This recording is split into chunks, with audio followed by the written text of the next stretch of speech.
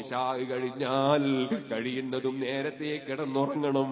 അതിന് പ്രത്യേകം ബാബ് തന്നെയുണ്ട് സഹീഹുൽ ബുഖാരിയിൽ. എന്നാൽ ഇൽമു പറയുക പോലുള്ള കാര്യങ്ങൾ, വഅദ് കേൾക്കുക പോലുള്ള കാര്യങ്ങൾ, രണ്ടാം ദർസ് പോലുള്ള കാര്യങ്ങൾ, അതിനുവേണ്ടി ഉറക്കമൊഴിച്ചാൽ അത് കുറ്റമുള്ളതല്ല, മോശമല്ല, അത് നല്ല കാര്യത്തിനാണല്ലോ. അതും ഇമാം ബുഖാരി അവിടെ രേഖപ്പെടുത്തുന്നുണ്ട്.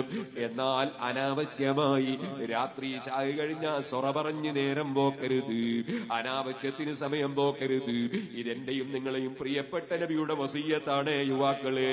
ഇപ്പോൾ വയത് കഴിഞ്ഞിട്ട് 1:30-2 മണി സമയത്ത് ഇങ്ങനെ കാറിൽ പോകുമ്പോ പല സ്ഥലങ്ങളിലും ബസ് സ്റ്റോപ്പുകളിൽ മുസ്ലിം ചെറുപ്പക്കാർ ഇരുന്നത് കാണുന്നു. പലരുടെയും കയ്യിൽ കയ്യിലുണ്ട്, മൊബൈൽ ഫോണുണ്ട്, പലരും അതിൽ മുഴുകിയിരിക്കുന്നു. ചിലരങ്ങോട്ടും ഇങ്ങോട്ടും തമാശ പറയുന്നു, കളിക്കുന്നു. ഞാൻ പറയട്ടെ, ഈ ഇരുത്തം തെറ്റാണ് കേട്ടോ. ഹബീബ് നബി തങ്ങൾ വിരോധിച്ചതാണ് കേട്ടോ. ഒന്നുകൂടി പറയട്ടെ, ആരോഗ്യ സംരക്ഷണത്തിന് വേണ്ടിയുള്ള ചില കളികൾ അനുവദനീയമായിരിക്കും. എന്നാൽ മനുഷ്യന്റെ ആരോഗ്യം സംരക്ഷിക്കാൻ കൃത്യമായി ഭക്ഷണം കഴിക്കണമല്ലോ, കൂടുതൽ കഴിക്കാതിരിക്കണമല്ലോ. അതും ഹബീബ് തങ്ങൾ പഠിപ്പിച്ചതാണല്ലോ. എന്നാൽ കൂടുതൽ കഴിച്ചാലോ ആരോഗ്യത്തിന് ഹാനികരമാണല്ലോ.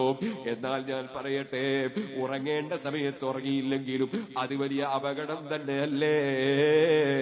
ഇന്നലെ വയത് കഴിഞ്ഞ് കുറേയേറെ സന്ദർശകരെ വിട്ട് കിടന്നുറങ്ങാൻ വേണ്ടി സമയം വൈകിപ്പോയി. നേരം വെളുത്ത് ക്ലാസ് കഴിഞ്ഞ് 1/2 മണിക്കൂർ കിടക്കുമ്പോ ഒരു നിക്കാഹിന് പോകേണ്ടി വന്നു. അത് കഴിഞ്ഞ് പിന്നെ സമയം കിട്ടിയില്ല. ഞാൻ ഇങ്ങനെ വരുന്ന സമയത്ത് കാറിൽ നിന്ന് പെട്ടെന്ന് എന്റെ കാലിന്റെ പാദം അങ്ങ് കോടിപ്പോയി. വല്ലാത്ത വേദന വന്നപ്പോ എന്റെ കൂടെയുള്ള ഇസ്ഹാഖ് സഖാഫിയെ കൊണ്ട് ഞാൻ പിടിച്ചു വെപ്പിച്ചു. സുഹൃത്തുക്കളെ, ഉറക്കമൊഴിച്ചതിന്റെ പ്രശ്നമാണ്. ഞാനിത് പറഞ്ഞു വരുന്നത് എന്തിനാണെന്നറിയോ? ഓ യുവാക്കളെ, ഇപ്പോൾ ഉറക്കമൊഴിക്കുമ്പോ നിങ്ങൾക്ക് അതിന്റെ ഭവിഷ്യത്ത് അറിയൂല. ഒരല്പകാലം കഴിയുമ്പോൾ നിങ്ങൾ പാതിരാ സമയത്ത് 1:30-2 മണി സമയത്ത് എവിടെയെങ്കിലും പോയി കളിച്ച് തളർന്നു വന്ന് അതാ വന്നിട്ട് പ്രായം ചെന്ന ബാപ്പ ഉമ്മയെ ബെല്ലടിച്ച് ശല്യം ചെയ്തില്ലേ? നിങ്ങൾക്ക് വേണ്ടി കാത്തിരിക്കുന്ന നിങ്ങളുടെ ഭാര്യമാർ, അവർക്ക് വേറെ ഒരു ഭർത്താവില്ലല്ലോ, വേറൊരാണില്ലല്ലോ. അവരതാ രാവിലെ മുതൽ കഠിനാധ്വാനം ചെയ്ത് വീട്ടുജോലി എടുത്ത് അവരതാ നിങ്ങളെ മക്കളെ പോറ്റി വളർത്തി, നിങ്ങളെ വസ്ത്രങ്ങൾ അലക്കി തേച്ച് എല്ലാം കഴിഞ്ഞ് ഒരല്പസമയം ഭർത്താവിന്റെ കൂടെ സന്തോഷം പങ്കിടണമെന്ന് മനസ്സിലാക്കി ആ പെൺകുട്ടികൾ വന്ന് ഉറങ്ങുമ്പോൾ നിങ്ങളെ കിട്ടുന്നില്ല, നിങ്ങളെ കാണുന്നില്ല. അവർ ഉറങ്ങുന്ന സമയത്ത് 1:30, 2, 2:30, 3 മണി സമയത്ത് നിങ്ങൾ ടർഫിൽ പോയി, അല്ലെങ്കിൽ വേറൊരു സ്ഥലത്ത് പോയി. ഇനി കുറെ കാലം കഴിയുമ്പോ ടർഫ് ഹറാമാണ് എന്ന് പറഞ്ഞു എന്നൊന്നും പറയണ്ട. ഞാൻ പറഞ്ഞു വരുന്നത് അതാ ഉറക്കമൊഴിച്ച് കളിച്ച് ക്ഷീണിച്ചു വന്ന് നിങ്ങൾ വന്ന് ബെല്ലടിച്ചിട്ട് സ്വസ്ഥമായി സ്വന്തം ഭാര്യയെ ഉറങ്ങാനും വിടുന്നില്ല, ബാപ്പ ഉമ്മയെ ഉറങ്ങാൻ വിടുന്നില്ല. അങ്ങനെയായി അതപ്പതിക്കല്ലേ ചെറുപ്പക്കാരെ. അതിന്റെ ഭവിഷ്യത്തുകൾ പിന്നെ വന്നു ചേരുമ്പോ, നിങ്ങൾ ആരോഗ്യം തകരുമ്പോ അന്ന് നിങ്ങൾ കൈകടിച്ചത് കൊണ്ട് കാര്യമില്ല. എന്തായാലും ഹബീബ് വിരോധിച്ച കാര്യമല്ലേ. കേട്ടിട്ടില്ലേ നിങ്ങൾ?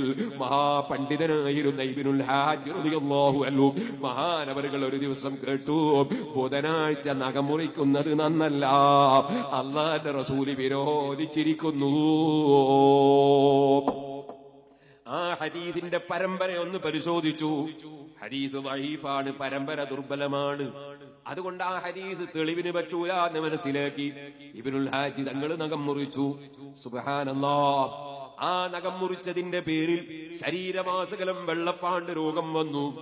ആ രോഗം കൊണ്ട് സങ്കടമായി പോയി. സുഹൃത്തുക്കളെ, വലിയ വലിയ മഹാന്മാർ അങ്ങനെയാണ്. നല്ല വെള്ളവസ്ത്രം ധരിച്ചു പോകുമ്പോ ചളി തെറിച്ചാൽ വളരെ പെട്ടെന്ന് തന്നെ വെള്ളമെടുത്ത് അവിടെ കഴുകി വൃത്തിയാക്കും. ലുങ്കിത്തുണിയും എടുത്ത് പോകുമ്പോ ചളി തെറിച്ചാൽ അത് പുഴയിൽ കൊണ്ടുപോയി അടിച്ചലക്കും. അങ്ങനെയല്ലേ വലിയ വലിയ മഹാന്മാർക്ക് അബദ്ധം പറ്റിയാൽ ഈ ദുനിയാവിൽ വെച്ച് തന്നെ അത് തിരുത്തപ്പെടും.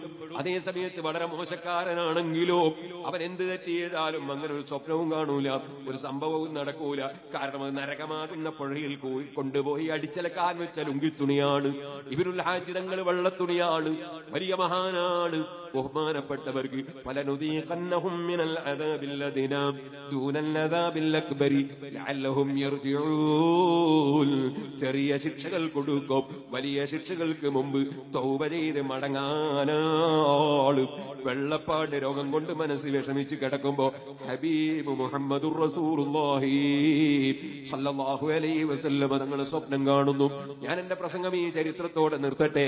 എന്റെ ചെറുപ്പക്കാരൊക്കെ എഴുന്നേറ്റ് നിൽക്കണം. ദൂരെ നിൽക്കുന്ന മുഅ്മിനീകൾ മജ്ലിസിലേക്ക് വരണം. ഇബ്നുൽ ഹാജ് തങ്ങളെ ശരീരമാസകലം വെള്ളപ്പാണ്ട് രോഗം കൊണ്ട് വിഷമിക്കുമ്പോ നബി തങ്ങളെ സ്വപ്നത്തിൽ കാണുന്നു. ചോദിക്കുന്നതാ നബി തങ്ങളെ കണ്ടപ്പോ ഹബീബ് നബി തങ്ങളോട് സങ്കടം പറയുന്നു. ശരീരമാസകലം വെളുത്തുപോയി നബിയേ. അവിടുന്ന് ചോദിച്ചു, നിങ്ങൾ ബുധനാഴ്ച നഖം മുറിച്ചില്ലേ? ബുധനാഴ്ച നഖം മുറിച്ചില്ലേ? ഞാനത് വിരോധിച്ചു, നിങ്ങൾ കേട്ടിട്ടില്ലേ? ബഹുമാനപ്പെട്ടവർ പറഞ്ഞു, നബിയെ അതെനിക്ക് സഹിഹായ നിലക്ക് കിട്ടിയിട്ടില്ല, സഹിഹായ പരമ്പരയിൽ അത് കിട്ടിയിട്ടില്ല. അപ്പൊ അവിടുത്തെ ചോദ്യം, സഹിഹായ പരമ്പരയിൽ കിട്ടിയില്ലെങ്കിലും ഞാനങ്ങനെ പറഞ്ഞു എന്നൊരു വാക്ക് നിങ്ങൾ കേട്ടില്ലേ? ഞാനങ്ങനെ പറഞ്ഞു എന്ന് കേട്ട സ്ഥിതിക്ക് വേറെ അതാ ആ ഒരു ദിവസം ഒഴിച്ച് വേറെ എത്ര ദിവസം നഖം മുറിക്കാനുണ്ടല്ലോ?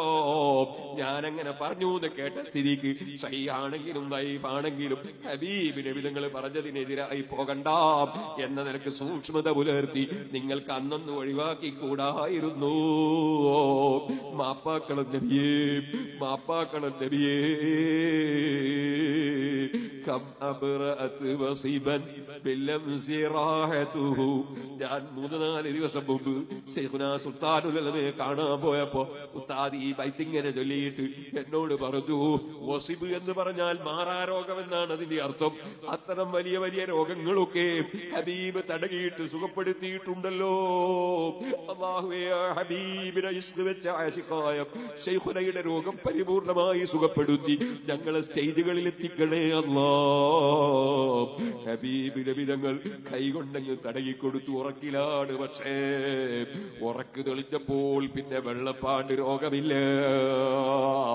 എന്റെ പ്രിയപ്പെട്ട യുവാക്കളെ, നബിയുനൽ അമീറുൻ നഹീഫല അഹദു അബറാഫി ഖൗലില മിൻഹു വലാ നബി മൗലായ സല്ലി വസല്ലിം ദായിമൻ അബദാ അലാ ഹബീബിക ഖൈറിൽ ഖൽഖി കുല്ലിഹിം. ആവശ്യമുള്ളതെല്ലാം പഠിപ്പിച്ച നേതാവാണ്. അനാവശ്യങ്ങളും അതേ അനാരോഗ്യപരമായി ഉണ്ടാകാൻ സാധ്യതയുള്ള വിഷയങ്ങളൊക്കെ വിരോധിച്ച നേതാവാണ്. സയ്യിദുൽ ഖലായിഖ് റഹ്മത്തുൽ ലിൽ ആലമീൻ മുഹമ്മദുർ റസൂലുള്ളാഹി സല്ലല്ലാഹു അലൈഹി വഅലിഹി വസല്ലി വസല്ലം. ആ റസൂലുള്ളാഹിനെ പിന്തുടർന്ന് ജീവിക്കുമെന്ന് നമ്മൾ പ്രതിജ്ഞയെടുക്കണം. ജീവിതത്തിൽ അപാകതകളൊന്നും സംഭവിക്കാത്തവനല്ല ഞാൻ.